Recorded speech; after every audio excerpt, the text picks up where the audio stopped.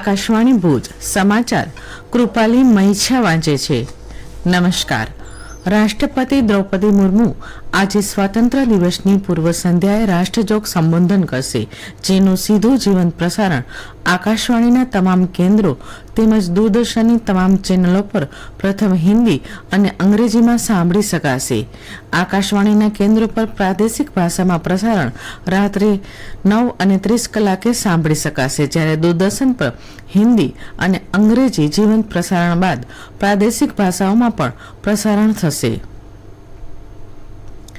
કેન્દ્ર સરકારે 78માં સ્વાતંત્ર્ય સમારોહ માટે દેશભરની પંચાયતોમાંથી 400થી વધુ મહિલા પ્રતિનિધિઓને વિશેષ અતિથિ તરીકે આમંત્રણ આપ્યું છે. દરમિયાન પંચાયતી રાજ મંત્રાલય દ્વારા આજે નવી દિલ્હીમાં પંચાયતમાં મહિલાઓના નેતૃત્વ અંગે એક રાષ્ટ્રીય કાર્યશાળાનું આયોજન કરવામાં આવ્યું છે, જેમાં પંચાયતોમાં કામ કરતી મહિલાઓ સામેના પડકારો, સફળતાની ગાથાઓ અને સ્થાનિક શાસનમાં મહિલાઓની ભાગીદારી વધારવા અંગે ચર્ચા થશે. સ્વાતંત્ર્ય પર્વની ઉજવણી માટે આમંત્રિત તમામ પંચાયતી રાજ પ્રતિનિધિઓ આ કાર્યશાળામાં ભાગ લેશે. કેન્દ્રીય ગૃહમંત્રી અમિત શાહે કહ્યું છે કે તિરંગા યાત્રા દેશભક્તિ અને વર્ષ 2024 સુધી દેશના વિકાસના પ્રતીક સમાન છે. અમદાવાદના વિરાટનગર ખાતે મહાનગરપાલિકા દ્વારા યોજાયેલી તિરંગા યાત્રાનો પ્રારંભ કરાવતા શ્રી શાહે કહ્યું કે પ્રધાનમંત્રી નરેન્દ્ર મોદીના નેતૃત્વમાં દેશ સફળતાના શિખર સર કરી રહ્યો છે.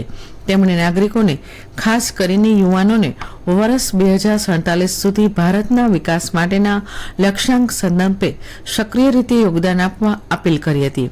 તિરંગા યાત્રામાં રાજ્યના મુખ્યમંત્રી ભૂપેન્દ્ર પટેલ, આરોગ્ય મંત્રી ઋષિકેશ પટેલ, ગૃહ રાજ્યમંત્રી હર્ષ સંઘવી સહિત મોટી સંખ્યામાં નાગરિકો જોડાયા હતા. મુખ્યમંત્રી ભૂપેન્દ્ર પટેલે બરડા ડુંગર વિસ્તારના નેશના માલધારીઓ અને પોલીસ જવાનોએ તિરંગા યાત્રાની સોશિયલ મીડિયા પર સરાહના કરી હતી.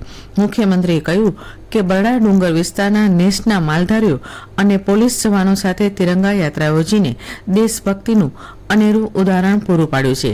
તેમણે ડુંગરની કઠિન કેડીઓને પાર કરીને 2090 ફૂટ ઊંચાઈએ આભાપરા ટેકરીએ તિરંગો લહેરાવ્યો હતો. ભુજ બસ પોર્ટ ખાતે સાંસદ વિનોદ ચાવડા, ધારાસભ્ય કેશુભાઈ પટેલની ઉપસ્થિતિમાં હર ઘર તિરંગા અભિયાન અંતર્ગત એસટી બસમાં તિરંગો લહેરાવીને બસ પોર્ટમાં હાજર મુસાફરોને રાષ્ટ્રધ્વજનું વિતરણ કરવામાં આવ્યું હતું. કચ્છ જિલ્લાના રાપર ખાતે ધારાસભ્ય વિરેન્દ્રસિંહ જાડેજાએ તિરંગા યાત્રાનો પ્રારંભ કરાવતા નાગરિકોને ઘર ઘર તિરંગો લહેરાવવા અનુરોધ કર્યો હતો. રાપર તાલુકામાં સરહદી ગ્રામ લોદરાણી તથા તાલુકાના વિવિધ ગામમાં તિરંગા યાત્રામાં મોટી સંખ્યામાં પદાધિકારીઓ, ગ્રામજનો, પોલીસ જવાન, બીએસએફના જવાન, હોમગાર્ડના જવાનો તથા વિદ્યાર્થીઓ જોડાયા હતા. ભારતીય કલા અને સાંસ્કૃતિક સંપદાઓનું જતન અને સંવર્ધન કરતી સંસ્થા કલા ટ્રસ્ટ સુરત દ્વારા ભુજમાં શનિવારે 17મી ઓગસ્ટના વિશિષ્ટ કાર્યક્રમનું આયોજન કરવામાં આવ્યું છે.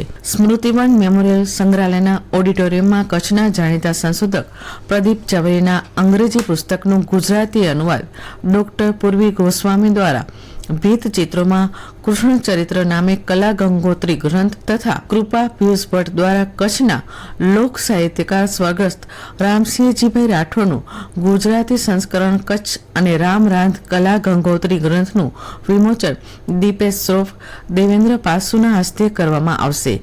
આ અવસરે 12 જેટલા કલા અને સાંસ્કૃતિક ક્ષેત્રે સમર્પિત સર્જકોને સાંસ્કૃતિક સંવર્ધન સન્માન 2024થી સન્માનવામાં આવશે.